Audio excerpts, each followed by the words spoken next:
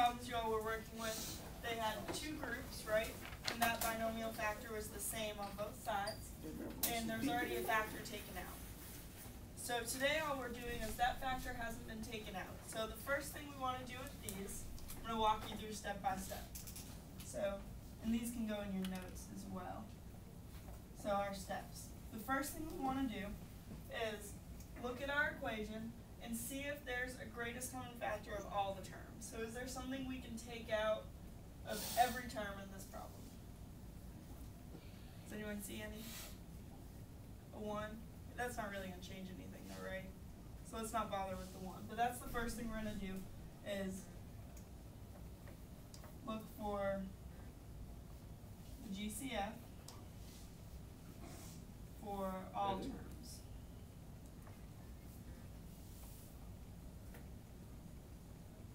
So the next thing we want to do is create those groups, because there were two groups yesterday when you were working with them, right? So the way we typically want to create our groups is we're going to have it in decreasing order of the exponents. So that's a 3, 2, 1. So they go like that. So let's group these two and these two, all right? So that's our second thing, create groups.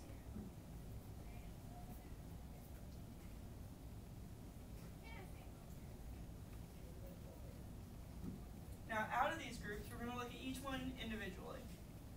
And so out of the first one, what's the GCF we can take away from just those two terms? I hear something. So she's asking what is the common or GCF out of those first two, x cubed plus 3x squared. The biggest thing we can factor out. And it doesn't have to be a number. It can be X squared. Yeah. So we're going to take out our x squared, and we're left with an x plus 3. Now the trick is that when we take a term out of that one, we want to be left with an x plus 3 as well, so that we can then take that binomial out. So typically, taking out the biggest thing we can works.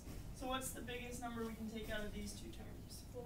A 4. So that will leave me with 4 times x plus 3. So it worked. So our third thing is to take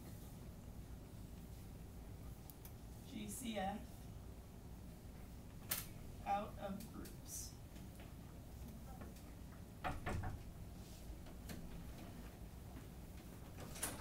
So now this is the same thing we were working on yesterday, right? So what's our next step? Does anyone remember what the next thing we do is? From yesterday?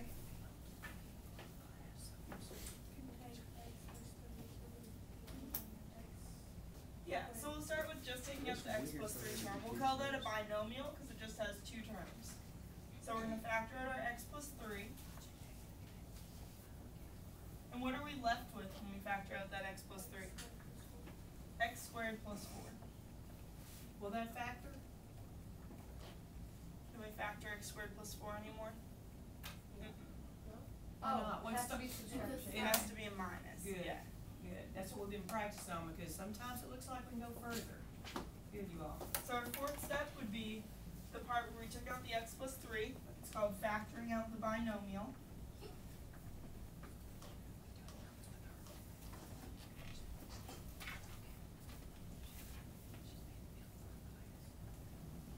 And then our fifth step is to rewrite it and factor them in.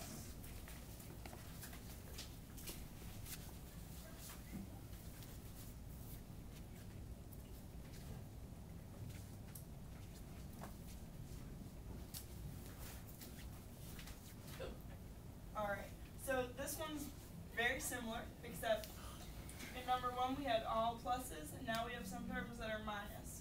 So does this look like, can we, first of all, we need to take something out of all terms if we can. Is there something we can take out of all terms besides 1? Does this term have a y? No, so we can't do a y out of all of them.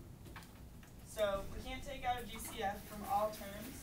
So our next thing is to create our groups. And typically we want to go down in our descending order, so